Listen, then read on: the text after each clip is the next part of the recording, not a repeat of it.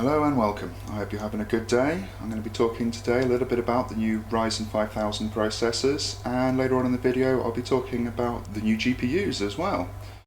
So over the last few days I've actually been finding it pretty difficult to really get enthused about these new Ryzen chips.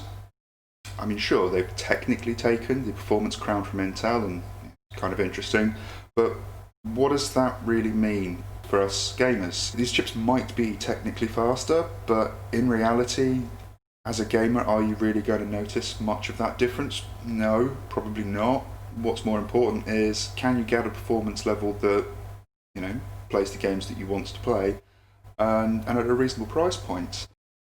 They're pretty much out of stock everywhere. It's not really too much of a shock considering, products at launch are usually difficult to get hold of, and this year is a particularly difficult year to be sending stuff around the globe. So yeah, fair enough. When they arrive, they arrive. But the pricing on them, well, it's not appealing if you ask me. Not for a gamer. If you're doing productivity workloads, absolutely fine. Chips like the 5900X, the 5950X, they're very expensive, but if your company's paying for them because time is money, then 500, 600, 900 pound processors are, whatever. For ordinary people that actually reach into their own pockets and have to pay for these things, and what they're really doing is they want to play games, 500 and 900 pound processors, they're an irrelevance. They always have been, they always will be. It's more than a games console just for a small piece of silicon, so pointless.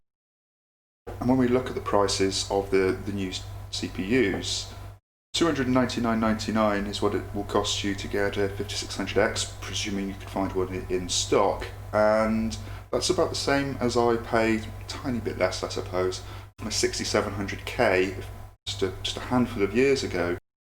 The 6700K was not a cheap chip to be buying. It was very much a upper end of the price that was probably beyond where it was actually reasonable. The i5 6600K was just as good in games. I only bought the i7 because I thought I might make some videos. It's taken me longer to get around to that than I thought, but that was why I paid the extra. So paying the same sort of money for the 5600X, which is a good chip, and it plays games very well, but it's hardly worth the premium if you ask me for its gaming performance. You are kind of paying for productivity, I guess, at this point. Chips like the 3600 XT, which are still on sale for a little while longer at $229.99, we have one here. That makes a lot more sense as a gaming chip. It's not quite as fast, that's for sure, but realistically, unless you're putting a frame rate counter in the top corner and actually really testing to see which one's better, you're not going to notice any real difference. It's going to play the same games on the same settings for just about as long. So while there might be some Ryzen 5000 chips that come out later on, the 5600 Non-X is rumoured to be coming in at around 60 to 70 pounds cheaper than this. That's probably a better chip to buy if you're just interested in gaming, and if you're using your PC for work, then more cores make more sense. But as gaming products, so far what's been released is it's dull, and I'm done talking about it. Moving on. So cast your mind back to just over a month ago on the 1st of September when Jensen stood in his kitchen and promised us all the greatest generational leap. I do find the claim of greatest generational leap rather amusing. If you can remember back about 10 years ago to the Fermi days, the GTX 580, which was the same architecture on the same process in the same year as the GTX 480, is almost as much of a generational improvement as Ampere has delivered. The question, of course, is, have they delivered? And, well, it would appear that according to the stock of these cards, they haven't delivered very many anyway. And it would appear most of the ones that they have been at absolutely eye-watering prices that just make little, if any, sense. No, they make no sense.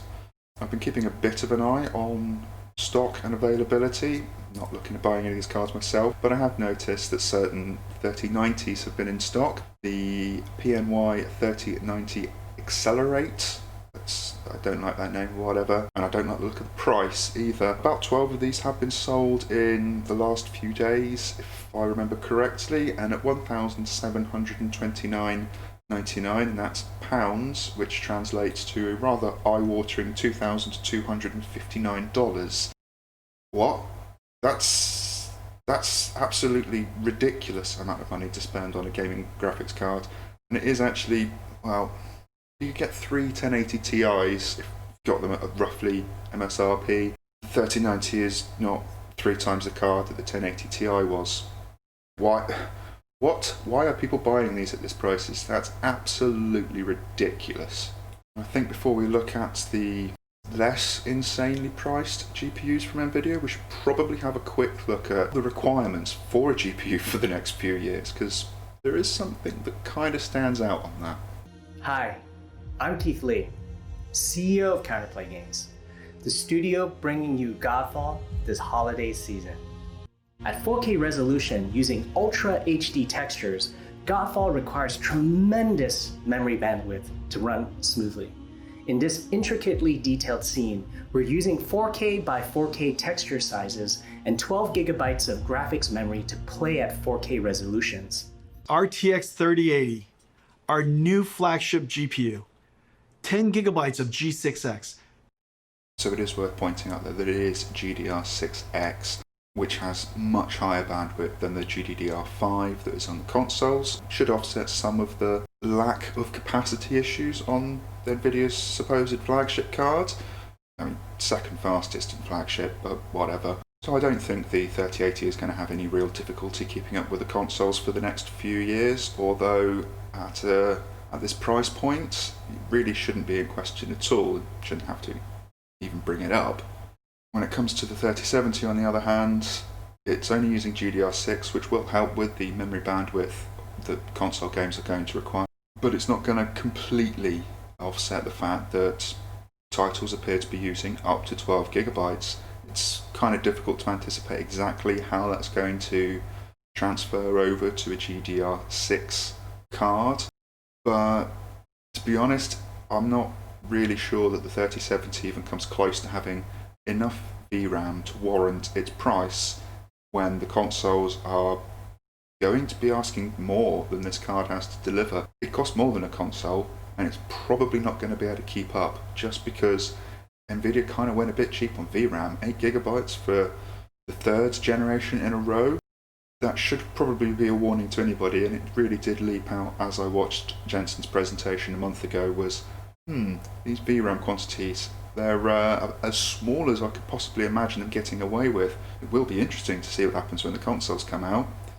And, well, we're there. And it does look like the Nvidia cards this generation do have a bit of a VRAM deficit. I mean, except for the 3090, which has too much of it. But, I guess that's Nvidia's balance for you. Unlike the 3080, I have at least seen some 3070s in stock. The MSI Gaming X Trio in particular I've seen in stock, but at £659, which is $858 roughly. Is that really a good price to be paying for a card which may, or probably doesn't, have enough VRAM to even keep up with cross-platform titles for the next, 5 years? More than 5 years probably, doesn't matter, but right now, this card is looking like a very, very, very bad purchase, and at the prices that it's actually available, that's an incredible price for a card that has an issue. I'm going to wait before I talk about the AMD cards that will be coming out in the next few days or month for the 6900 XT, so we can compare these cards in reality. Are they available? What do they actually cost? What are the options for a gamer? Because the graphics card market, for anyone that's just interested in playing games and isn't interested in comparing who has the highest frame rates or the largest bill, it hasn't really been compelling to buy hardware for a while. From the looks of what we have so far this release cycle, it doesn't look like it's going to change anytime soon. If you're just interested in playing games, I guess buy a console? That's an alien thing for me to say. I don't like that. I think I'm going to have to end this here. So, yeah, like, subscribe, or don't, because I just recommended buying a console. Yeah, whatever. Thank you very much, guys.